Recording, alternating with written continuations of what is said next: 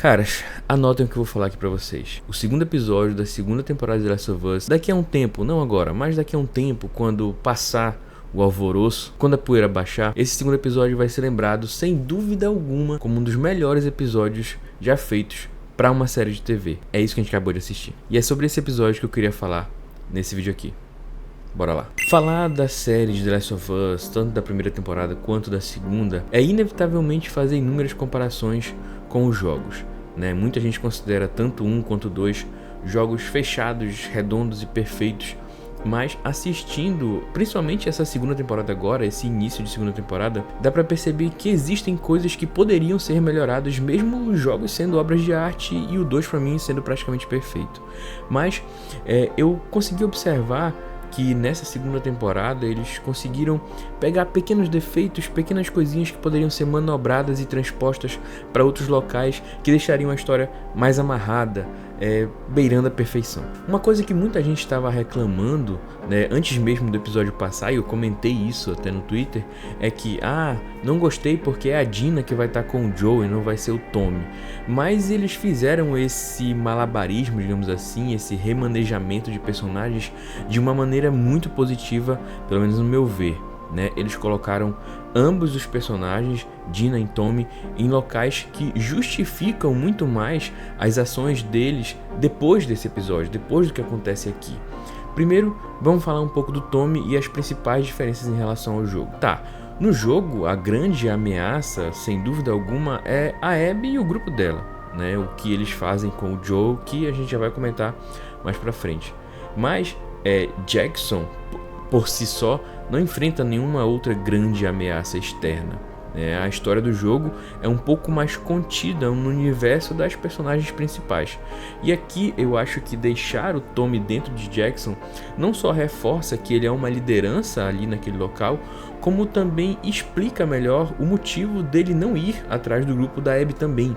Ele tem responsabilidades ali, ele tem uma função de liderança, ele tem uma família ali também. A série criou um personagem muito importante que é o filho dele. Então não é tão simples abandonar coisas tão importantes para ir atrás de uma vingança que pode não dar certo. Esse é um ponto. Mas além disso, a série fez uma adição que no jogo é só uma pincelada, bem en passant, que eles comentam que Jackson já foi vítima outras vezes de ataques, né, de infectados. Eu não lembro se eles utilizam a palavra horda, mas aqui de fato eles fazem uma horda. Inevitavelmente vão surgir comparações do tipo, né, e até os produtores da série falaram que esse episódio aqui lembra muito o episódio da Longa Noite lá de Game of Thrones, mas aqui é possível enxergar o que está acontecendo e de fato é um pouco disso. A disposição das personagens durante a invasão dos infectados, além de ser justificada por conta de que a forma com que os infectados se conversam, né, que foi estabelecido lá na primeira temporada, a partir dos ramos ali, né, dos fungos, justifica muito esse ataque coordenado a Jackson. E não apenas isso, justifica também a posição que as pessoas têm que estar aqui na série, né? Eles sabem que os infectados saberiam mais ou menos onde estariam os vivos, então eles têm um plano de contingência ali para conter esses ataques que funciona muito bem. Mas claro, só funciona porque existem lideranças, e aqui mais uma vez eles amarram a história do Tommy, né? Ele estar em Jackson num momento como esse, em que existe a ameaça de infectados mais inteligentes, em que patrulhas já identificaram, né, um volume maior de infectados naquela área, é muito mais justificada e faz muito mais sentido com o universo da série. E além disso, né, fica muito melhor adaptado esse risco que Jackson corre, né? No jogo dá a impressão que Jackson é um paraíso, uma democracia perfeita, o que não é bem assim. Existem ameaças externas e aqui essa ameaça ganha forma. Ela não é apenas comentada, ela ganha corpo. Ela é palpável e muito, muito amedrontadora. Isso resulta, claro, em mais uma mudança que a série tem que fazer em relação ao Joe, que é a companhia que o Joe tem na patrulha.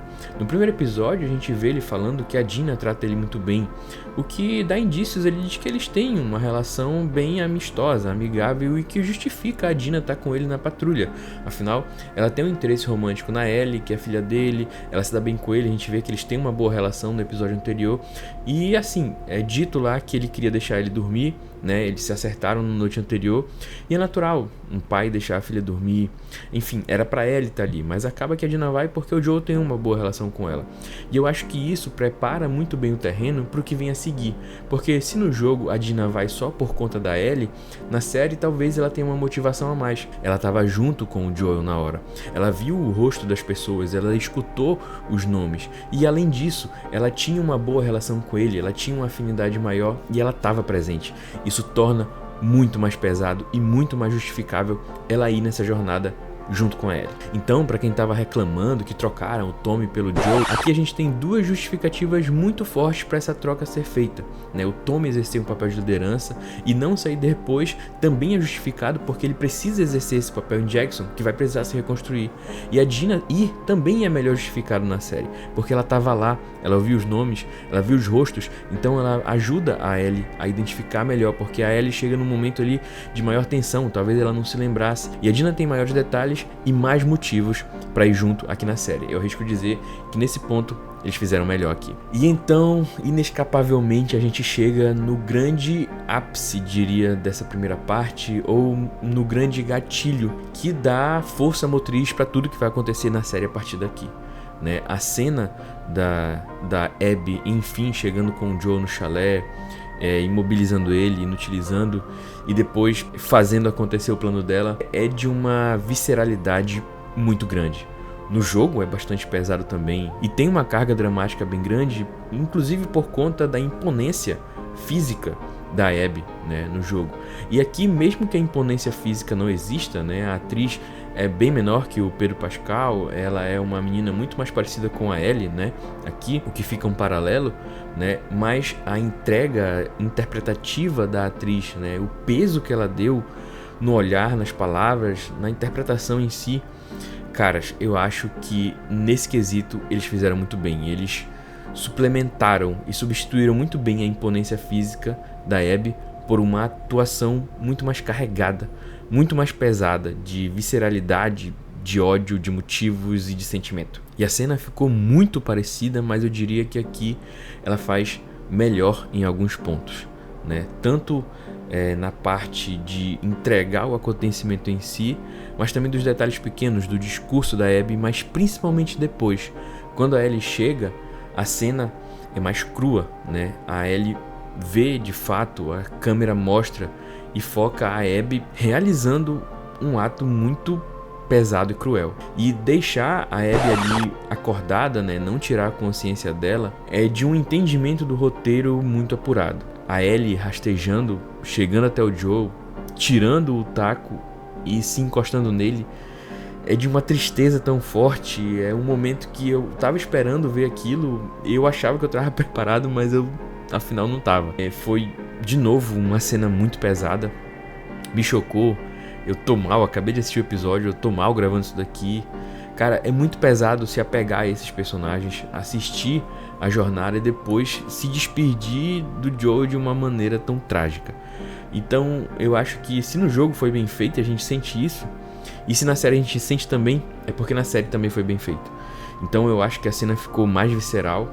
A Bella Ramsey entrega uma tristeza tão profunda, né, uma raiva genuína e depois um pesar tão grande que, não sei, talvez a série tenha feito melhor, né? Foi mais cru, foi mais cruel com quem estava assistindo e eu acho que precisava ser assim para chegar perto do jogo, mas nesse ponto aqui eu acho que até superou. E é isso, como eu falei, eles prepararam muito bem o terreno, a gente fica assim, sem fôlego, né? Tem muita coisa para comentar, tem pequenas diferenças, a produção foi muito boa, a trilha sonora foi muito boa, fotografia espetacular, é tudo muito frio, mas também é tudo muito cru nesse episódio, como tinha que ser para chocar mesmo e ser a força motriz da história daqui para frente, né? A história acontece por causa desse episódio, a história acontece por conta dos fatos que tiveram aqui, né? E mesmo que tenha algumas pequenas diferenças, né, a essência é a mesma, mas a meu ver eles fizeram melhorias e daqui para frente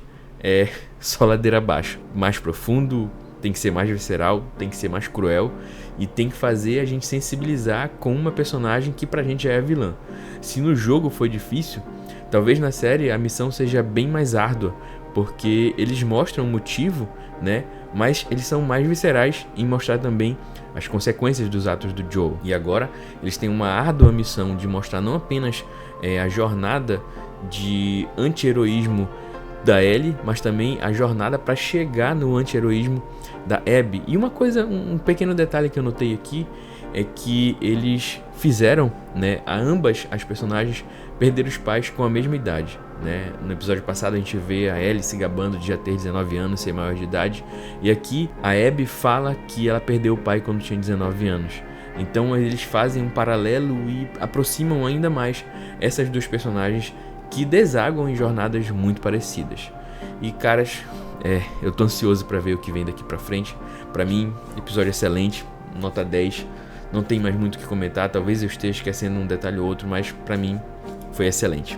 Excelente, não tinha como fazer melhor. É isso, bora esperar daqui pra frente. E se você gostou desse vídeo aqui, não esquece de dar uma olhada nesse outro vídeo aqui, em que eu comento toda a filosofia por trás do jogo de The Last of Us. Ficou um vídeo bem legal, bem completo, assiste lá, tá muito bacana. Deixa o like, comenta o que você achou do episódio. Grande abraço, até o próximo vídeo.